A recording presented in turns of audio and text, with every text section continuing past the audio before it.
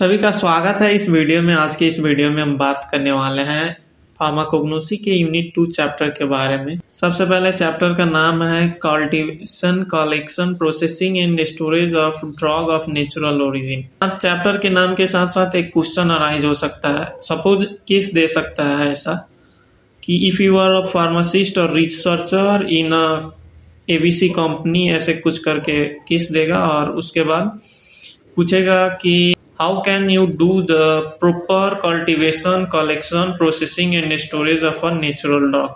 तो इसमें हमको ज्यादा टेंशन लेने की जरूरत नहीं। हमको क्या करना है, सबसे पहले क्वेश्चन को समझ के और कलेक्शन, कल्टीवेशन, प्रोसेसिंग और स्टोरेज के बारे में अच्छा से एक्सप्लेन कर देना है। दूसरा लॉन्ग क्वेश्चन जो अराइज होगा वो general step for production of crude drug. इसमें हमें क्या करना है, हमको एक्सप्लेन करना पड़ेगा कल्टीवेशन, कलेक्शन, हार्वेस्टिंग को एक्सप्लेन करना पड़ेगा, ड्राइंग को एक्सप्लेन करना पड़ेगा, ड्रेसिंग, पैकिंग एंड स्टोरेज को एक्सप्लेन करना पड़ेगा। उसके बाद प्रिजर्वेशन को एक्सप्लेन करना पड़ेगा। ये सब जो स्टेप्स है हमें एक्सप्लेन करना पड़ेगा। एग्जाम्पल नेसेसरी है, उसको मेंशन करिएगा। थोड़ा थोड़ा एक्सप्लेन करके, एग्जाम्पल मेंशन करके अच्छा से लिखिएगा, short and sweet answer. Short question के लिए पूछ सकता है व्हाट इज ड्राइंग या प्रिजर्वेशन पूछ सकता है।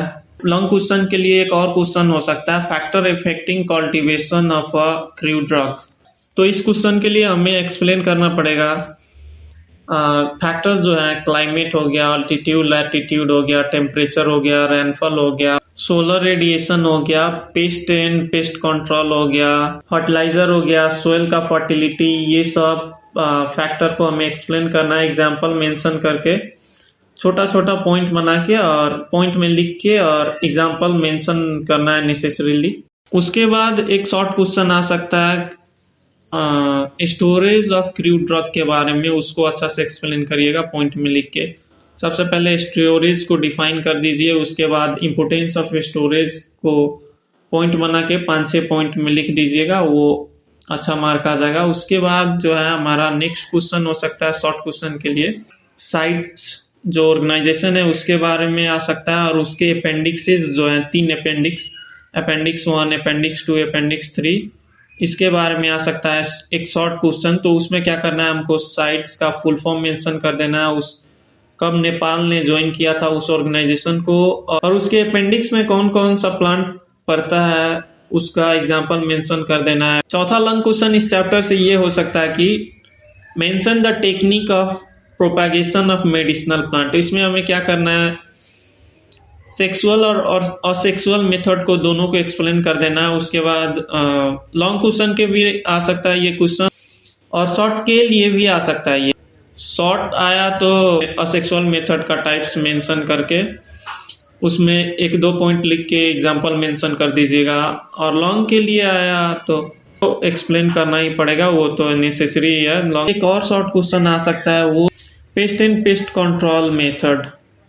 इसमें आपको पेस्ट क्या है उसको एक्सप्लेन करिए और थोड़ा पेस्ट कंट्रोल मेथड के बारे में एक्सप्लेन करिए। और 3-4 मेथड है पेस्ट कंट्रोल का, केमिकल, मैकेनिकल और बायोलॉजिकल मेथड, पॉइंट में मेंशन करके उसके बाद उसको एक्सप्लेन करिए, एग्जांपल मेंशन करिए। और कोई भी दिक्कत हो तो कमेंट में कमेंट करिए। And if you have more queries related to this chapter, then contact me through the link or the number I have kept in description. तो यही सब है यूनिट 2 का पॉसिबल क्वेश्चन, और अच्छा से प्रिपेयर करिए। और एमसीक्यू के लिए तो I will recommend that go through book 2 so that it will be very easy for you all. तो सबसे पहले हमें स्लाइड्स के जो हाईलाइटेड वर्ड्स हैं उस सब को छोड़ना ही नहीं है, उसको तो जैसे भी पढ़ लेना। उसके बाद हो सके तो पूरा पढ़ने की कोशिश करिए। स्लाइड एमसीक्यू के लिए पूरा पढ़ना पड़ेगा। आप सब नहीं पढ़ सकते तो उसको एटलीस्ट रीड करिए, 1-2 बार रीड कर लीजिए।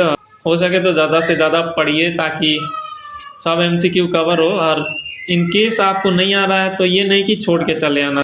जो भी लगे आंसर आपको कि ये होगा तो उसको टिक कर दीजिएगा, क्योंकि नेगेटिव मार्क नहीं है। तो अच्छा से पढ़िए। और तो हमेशा की तरह एक ही बात कहना चाहूँगा, हंसते रहिए, हंसाते रहिए, मुस्कुराते रहिए और खुद को कामयाबी की ओर बढ़ाते रहिए। जय सिया राम।